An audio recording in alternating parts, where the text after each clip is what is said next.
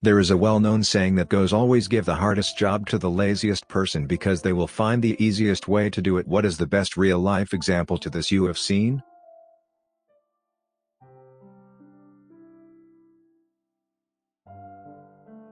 Was a temp. Got hired for the day to print 30 packets with 100 pages each. Why would it take a day? I asked. Our printer doesn't collate the pages, so it will take you the day to sort the pages into the 30 packets, they said.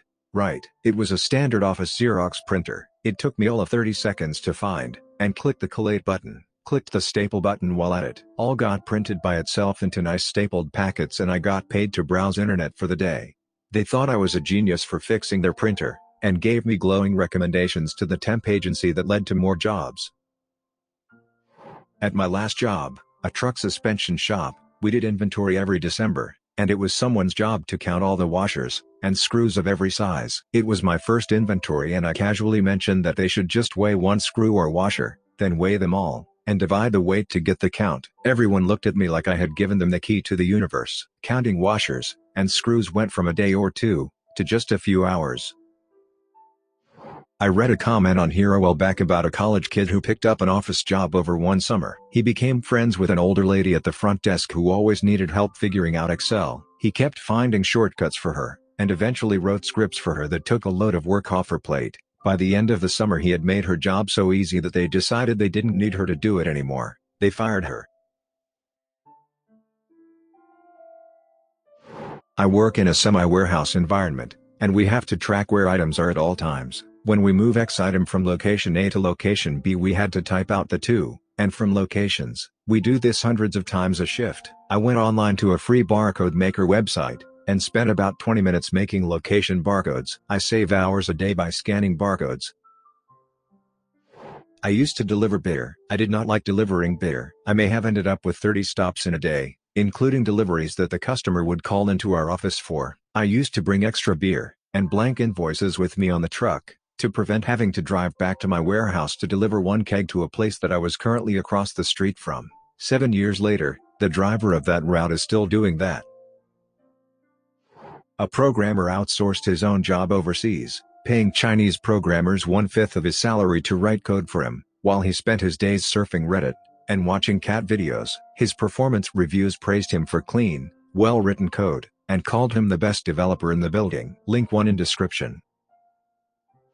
Boss hated Excel to the point where he didn't want us using formulas because you can't trust them to be right, so we needed to do all the calculations by hand or on a calculator. He would give me a spreadsheet once or twice a week that required, let's say, 45 seconds to do, but maybe 7 hours by hand, and he told me to go to Starbucks or something, and crank it out. He thought that since I pasted his values, and he couldn't see the formulas, that I did it by hand when really I just did it in 45 seconds, sent an email on delay for 7 hours, and studied for the next semester. Dude was the poster boy for failing upwards in your career. First day of internship, he told me with a straight face he was a work harder not smarter kinda guy.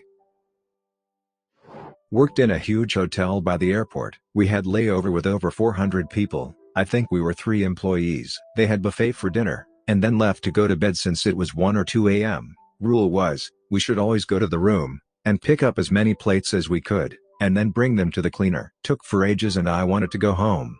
I decided to roll out the cart, and collect the plates, and put them on the cart. Guests were seeing it, and started putting their plates on the cart when they left. All of a sudden hundreds of people cleaned up their own stuff. Duty manager saw it and I thought he would blast me. Since the hotel was a 5-star place, he just looked at me, smiled, and said that's why I like to hire lazy people. They think of ways to finish work faster.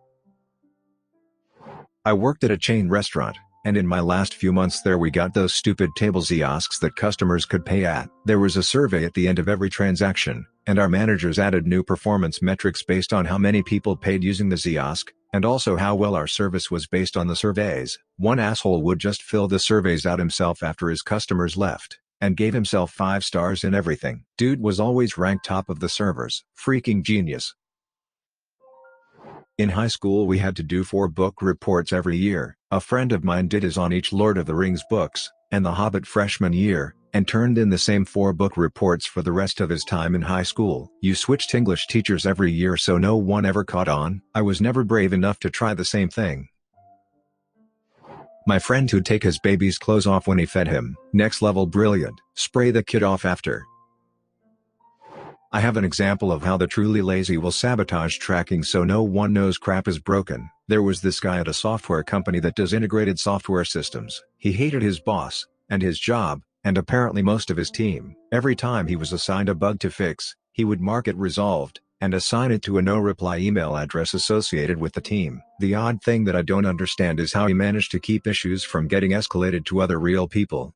At any rate, no one caught on. When he found a new job, and a couple people on his team took him out for drinks, he said, "You should look into all the bugs I fixed." I never did any of that, so the guys who took him out for drinks went back, and audited his work, and were like, holy F. He not only did nothing, he had identified issues for like a year. Was tiling a bathroom floor. One young guy I was working with was cleaning up when we were done. I told him to take the leftover tile back downstairs to the truck, and then went back to cleaning what I was doing. 10 seconds later I hear this huge crash, and then a soft "oh, right." He had gone out onto the balcony, and dropped them down to the truck, shattering over $100 worth of tile. He said he thought it would be faster. He wasn't exactly wrong. Maybe not the most impressive story here, but I thought it was a great sidestep of effort nonetheless. Coworker of mine had to get rid of a smaller junk fiberglass boat with no trailer. Our other coworkers are all telling him how much time and money he's going to need to spend to get rid of it, and he's just saying, "Oh, is that so?" He took off one day, and sat down on his lawn with a cooler of beer. That day was garbage day.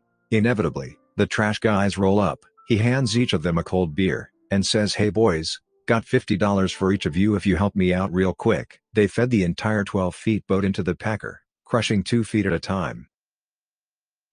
I remember having to peel 20 kilograms of charred eggplant at a restaurant I worked in. I asked the chef if there was an easier way to do it. His reply was, "Yep, get someone else to do it." I'm in corporate accounting, and I'm the only one in my department with a CPA. Of course, I have to take continuing education for my license, and I usually take as many hours of Excel courses as I can each year. By learning the keyboard shortcuts, advanced formulas, and a bunch of useful hidden features in Excel, I'm able to get most of my work done in less than 2 hours, then spend the rest of the day browsing Reddit and watching YouTube videos. Thank goodness our cubicle walls are high, or I'm sure they would have fired me by now for being on my phone 6+ hours each day. There's a story that I've heard a few dozen times about a toothpaste company that had accidentally sent out cases of their product that had a few empty single boxes of toothpaste. The company had endeavored, not only to rectify their mistake, but to ensure they did not repeat it. They hired an engineering company that designed a scale and alarm shutdown system. If an empty carton was passed down the production line, klaxons would be triggered, and a full stop would initiate until the offending box was recovered, and an all clear had been entered into the computer system before production could resume. The company paid through the nose, but was ultimately pleased with their failsafe, and the engineers patted each other on the back. A few months pass, and the engineers returned for quality control. The toothpaste company reported zero margin of error for weeks. Turns out, one of the minimum wage hairnet types on the assembly line didn't appreciate the sound of klaxons, or working with computers. So, he or she had aimed a large fan at the production line before the scale. That blew the lighter, empty cartons off of the conveyor belt. Problem solved. Worked as a cashier during the holiday season back when I was 16. The supermarket was selling drinks by the boxes, and at that time, we only had barcode scanners that was at the front of the computer. No gun-type scanners existed. I was lazy, and didn't want to carry boxes up to the scanner, so I politely asked my customers if I could carve out the barcode from their box to scan and keep. Some agreed, some didn't want to, but eventually I managed to amass all the barcodes needed, labeled them, and kept them in a file for easy reference. Apparently some other cashier got green-eyed at my smart move, and complained to the chief cashier, who promptly lectured me on, bullcrap alert, how it's dangerous for me to scan such barcodes as I might scan the wrong things. She told me to throw it all away, and carry the boxes like I was meant to. I mean, I was young so I could, but the other cashiers were older, and some were elderly, and needed the customers themselves to help carry the boxes to the scanner. But whatever, I guess jealousy trumps common sense. I used to process HSA claims, around 10+ years ago. One system we had to use back then was an old as hell terminal program that took 4 line items per page. That's it. For a usual claim, no big deal, not too hard to keep track of things over 2 or 3 pages for a longer claim. Most fit on one. However, we had the dreaded shoebox claims. This was the person who saved up every receipt all year in a metaphorical shoebox, and sent everything in, once a year, to empty their account. We hated them. Dozens or hundreds of line items totaling thousands of dollars. Just because you only have $500 in your HSA doesn't mean we get to stop there. If you sent in $4,000 in receipts, I gotta account for it all. Totally killed your numbers for the day, and they tracked claims per hour religiously. The main issue was double-checking that everything added up right when you were done entering it. At 4 items a page it took forever to tally. So, I made an Excel sheet. It was laid out so I could enter every single line, then run a macro that would calculate the needed totals, and dump all the text to a text file formatted exactly so I could select 4 items at a time, and paste them directly into the terminal window from the default starting cursor position, and every field would fill in automatically. Copy, paste, next, copy, paste, next, copy, paste, next, etc. etc. It easily halved my entry times, with way less work. Finding any typos was much easier. I just had to look at one column organized sheet instead of scrolling through God knows how many pages of terminal text. It was great. I showed it to my manager so the rest of my team could use it. She was horrified I would use something like that, as no human was double checking as they went along.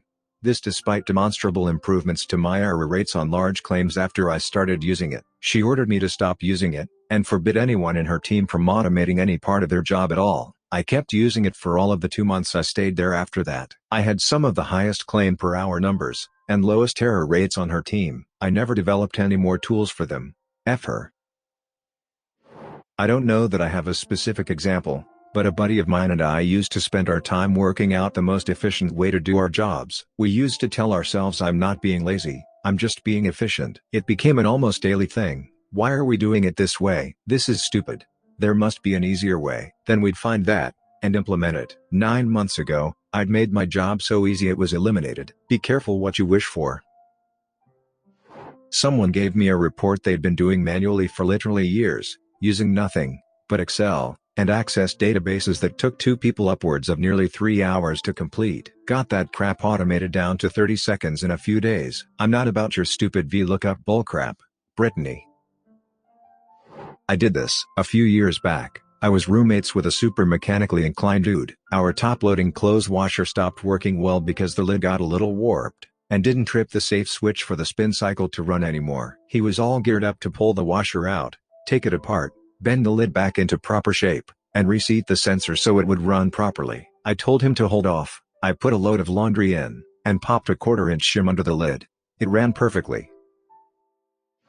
I worked a summer at a mortgage company as an assistant to the underwriters. My only job was printing documents, and then hole punching them to put in folders. They had a super fancy Xerox printer that basically did my entire job for me, but the underwriters at this company didn't know how to click through printer settings to make the machine hole punch as it was being printed. I showed them how to do it, and they resisted it super hard, like they didn't trust it. So I got to keep my job. But what was supposed to take me all day literally took me about 20 to 30 minutes first thing in the morning. So they started assigning me real tasks, and even offered to keep me on to eventually become an underwriter, too. Because I was so sharp, I knew how to use the very expensive printer they already had. I was just about to start grad school, so I had to politely decline, but I'm pretty sure they didn't hire someone to replace me when I left. TLDR, they had a printer that already did my job for me, but didn't know how to use it. I showed them.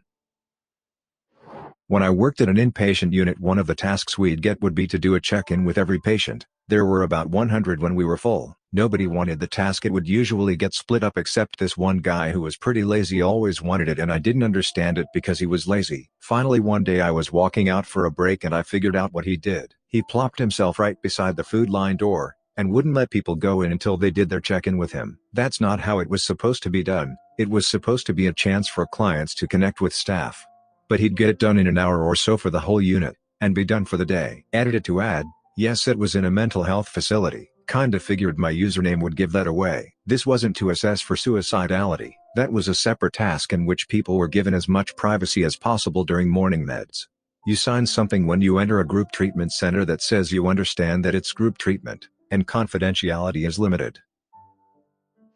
I once was a temp at a tiny office on a construction site in around 2003. I was only there for one day while the regular person was on some training. They sat me down, and told me that I just needed to copy all these numbers from one program to another. So I selected them, hit Ctrl+C, and Ctrl+V. They stared at me.